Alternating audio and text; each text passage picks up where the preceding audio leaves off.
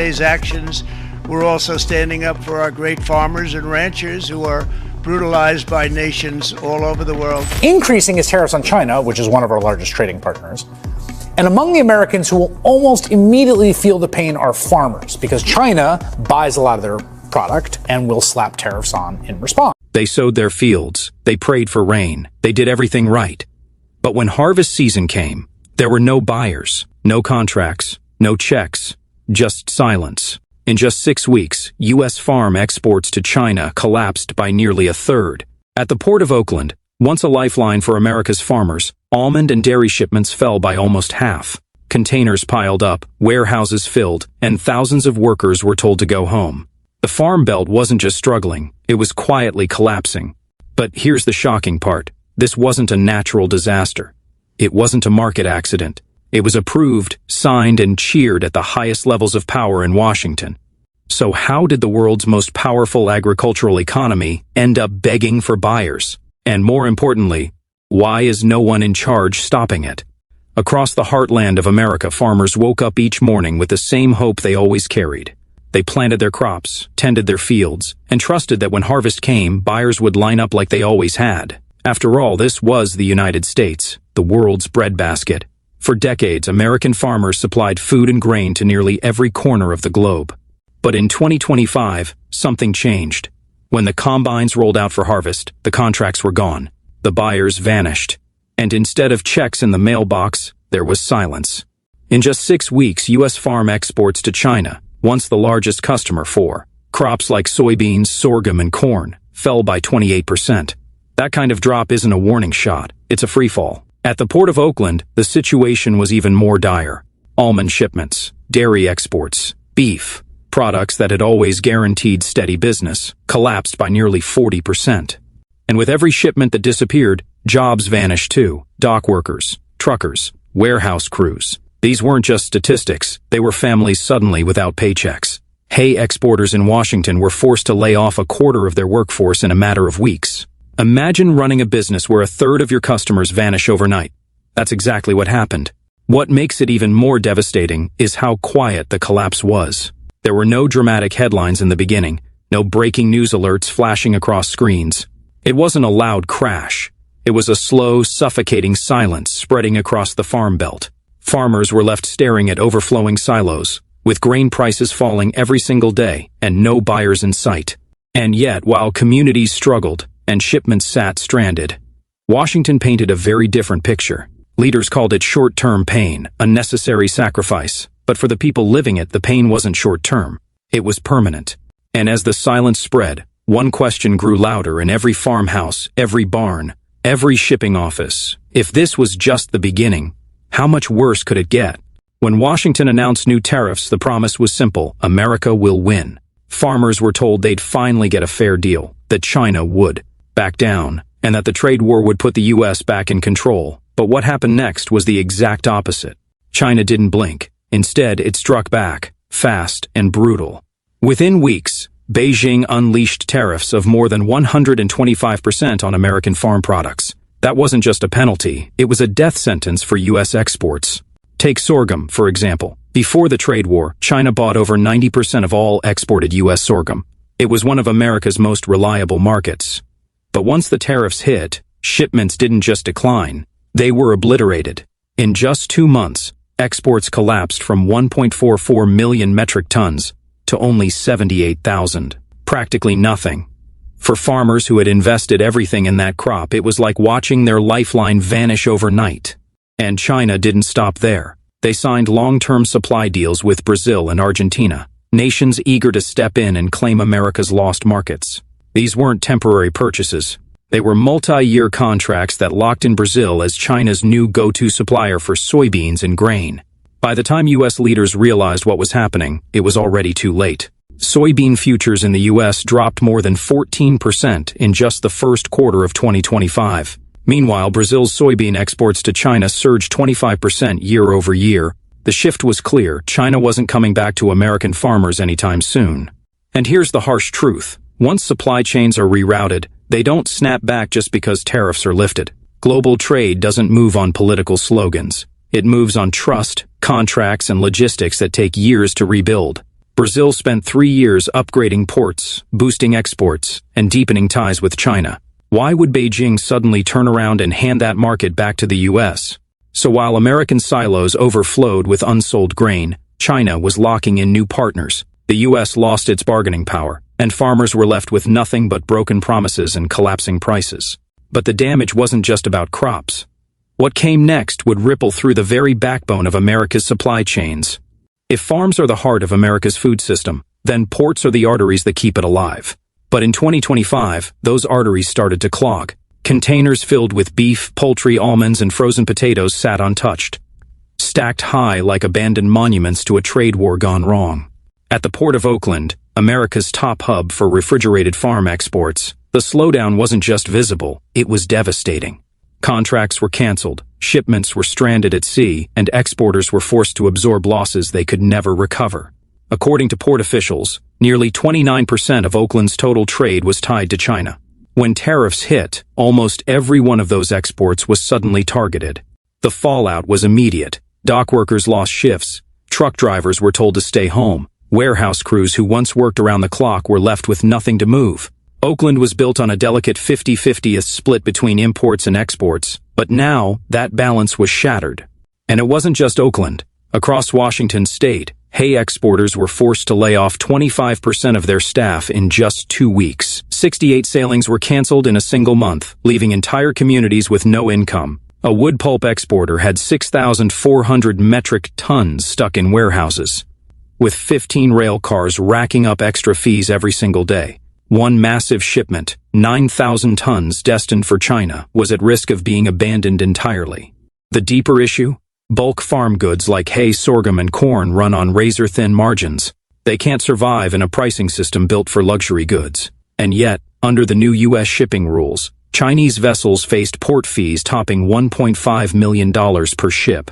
Bulk agriculture was exempt, but containerized food products weren't, and that category included some of America's most valuable exports: beef, poultry, dairy, almonds, and even French fries. Together, they made up over half of all U.S. agricultural export value. Exporters begged Washington to exempt containerized farm products. They warned that without relief, the most profitable corner of U.S. agriculture would collapse. But their pleas went unanswered. No new rules, no exemptions, just silence. So exporters were left doing impossible math. How many more shipments can we send at a loss before we stop exporting altogether? But while exporters calculated their breaking point, farmers back home faced an even harsher truth. The collapse wasn't just in ports or contracts. It was in the very fields where their livelihoods were planted. While exporters battled shipping costs and ports drowned in stranded containers, life back on the farm turned even darker. For generations, farmers planted their fields knowing that hard work would eventually pay off. But in 2025, that promise shattered. In Iowa, corn farmers told reporters they were still planting, even though they knew they would lose money. Why? Because not planting at all meant something worse: financial death. As one farmer put it, planting and losing money is slower death than not planting at all. Imagine working 16-hour days in the field, knowing every bushel you harvest will sell for less than what it cost to grow. That's the reality they faced. In Kentucky, the situation was so bleak that some farmers debated whether to even bother harvesting their crops. What was the point of filling silos when there were no buyers left? Farmers weren't talking about profits anymore. They were simply trying to limit the damage, choosing between two losses: the loss of money or the loss of everything. And Washington's response?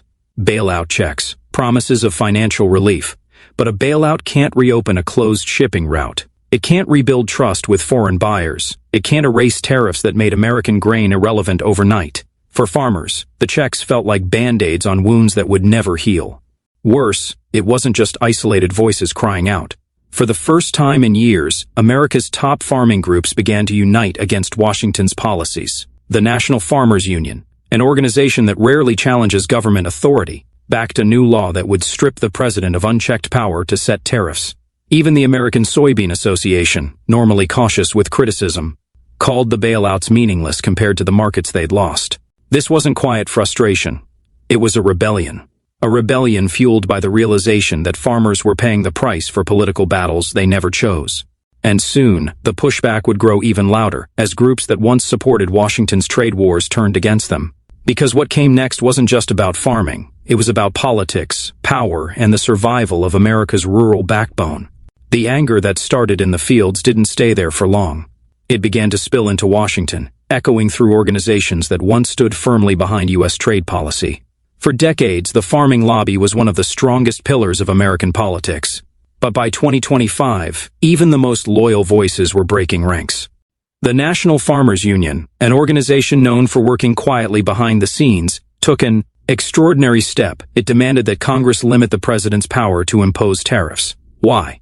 Because those powers, once seen as tools of protection, had turned into weapons against the very farmers they were supposed to defend.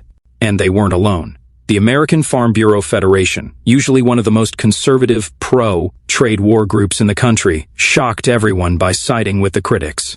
They admitted publicly that the damage from tariffs was no longer defensible, not even by those who had supported them from the beginning. That's how bad the crisis had become. Think about it. Farmers weren't asking for handouts. They weren't asking for bailouts. They were asking for something much simpler, access to markets. But Washington kept offering checks instead of solutions, temporary relief instead of long-term stability. And while politicians talked about short-term sacrifices and future wins, farmers saw something very different: corporations getting richer while family farms went bankrupt. Food prices at the grocery store were climbing fast, up nearly 18% compared to last year. But the farmers producing that food were making less money than ever before. The profits weren't going to the people on the land, they were going to the processors, the middlemen, and the distributors who had the power to set prices. The result was a political earthquake. Organizations that had never agreed on anything before suddenly stood on the same side, united by one belief: America's farm belt wasn't just under pressure, it was under attack. And as that unity grew stronger, it revealed something even more alarming. The problem wasn't just tariffs. The problem was a system, decades in the making, that was now collapsing in real time. For years, the U.S. farm economy was built on a fragile promise: produce more than you need at home, and foreign markets will always be there to buy the rest. It was a system powered by overproduction, cheap land, and endless demand overseas. But in 2025, that system began to unravel. With China gone as a buyer and other nations stepping in to fill the void, America's produce now, sell later strategy turned into a trap. Bloomberg reported that more than 40% of U.S. soy, corn, and wheat growers admitted they could no longer turn a profit without reliable export deals. Imagine nearly half of the country's major crop producers unable to survive on domestic sales alone. That's not a warning, that's collapse in motion. And the cracks weren't just on farms. They spread to the very institutions that kept rural America alive. Rural banks started to report a rise in loan defaults in heavily farmed counties. Credit tightened, leaving farmers without the ability to refinance or borrow for next season's planting. In other words, the financial lifeline that kept farms afloat was drying up. The ripple effects went beyond banking. In just 1 month, 68 major shipping routes were canceled. Each canceled route meant exporters scrambling, jobs lost, and local economies shrinking. The system that once made America's farm belt the envy of the world now looked like it was held together with duct tape, and every week another piece fell apart. The cruel irony? Tariffs were supposed to protect farmers. They were supposed to level the playing field and keep cheap foreign imports from flooding the U.S. market. But the reality was the opposite. Tariffs punished exports, leaving silos full and markets empty, while imported goods still found their way in through other routes. And as if that wasn't enough, corporate giants swooped in. Food processors and distributors seized control of pricing, profiting from shortages and rising grocery bills, while farmers themselves sank deeper into debt. The power had shifted away from the people who grew the food and into the hands of companies that packaged and sold it. This wasn't just a trade dispute anymore. It was a structural failure, a system breaking down in real time. Farmers were no longer asking how to win. They were asking how to survive. And survival meant confronting a final, devastating truth. Even if tariffs disappeared tomorrow, the trust of global buyers was already gone, which raised a chilling question. If America's farm belt couldn't rely on exports, what future did it have left? By now, the signs were impossible to ignore. The farm belt wasn't just struggling, it was fighting for survival. Entire shipping routes erased, silos overflowing with unsold crops, banks tightening loans, and once loyal trade partners signing permanent contracts with America's rivals. This wasn't temporary turbulence. It was a historic shift. And here's the chilling part.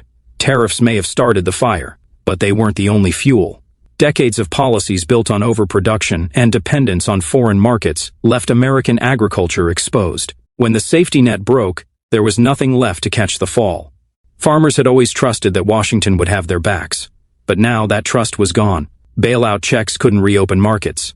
Political slogans couldn't rebuild broken supply chains. And no press conference could erase the fact that global buyers had already moved on. Because here's the brutal reality. Once trust is lost in global trade, it doesn't come back overnight.